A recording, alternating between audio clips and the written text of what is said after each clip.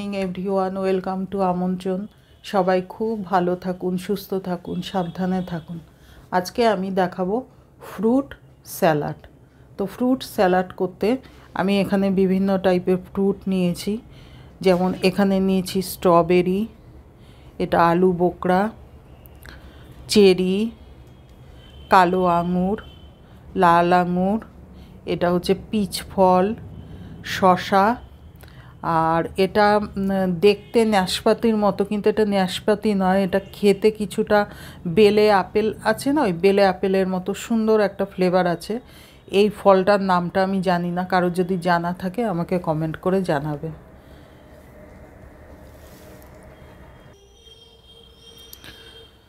আর fruit স্যালাডের মধ্যে লাগছে chaat masala, bit লবণ, চিনি, আর এখানে আমি নিয়েছি আমুলের ফ্রেশ ক্রিম।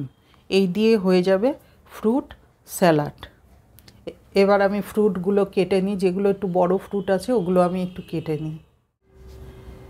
চেরিগুলো আমি হাফ করে নিচ্ছি, হাফ করে দানাটাকে বের করে নেব। এই যে দানাটা, এটা বের করে নেব।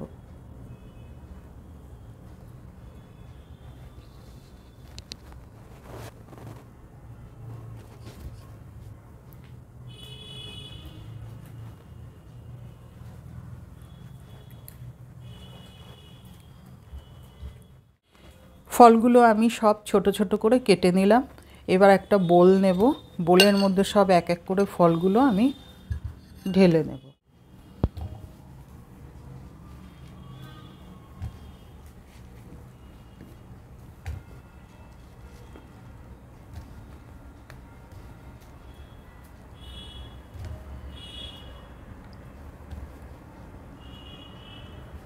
যারা ফল খেতে চায় না তাদের এইভাবে ফল খাওয়ালে অনায়াসেই এক বাটি ফল খেয়ে নেবে।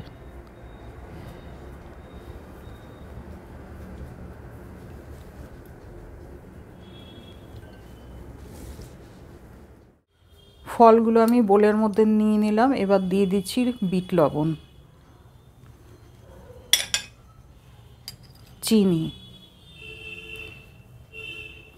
চিনি তো আমি সবসময় ডাস্ট করে রাখি তাড়াতাড়ি মেল্ট হওয়ার জন্য।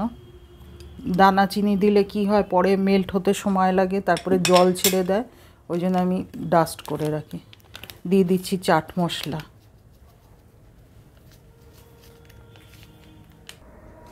এবার দিয়ে দিচ্ছি ফ্রেশ ক্রিম।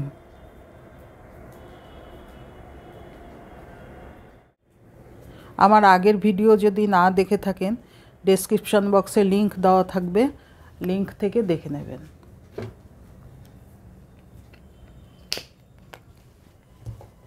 এবার আমি সব একসাথে মিশিয়ে নেব।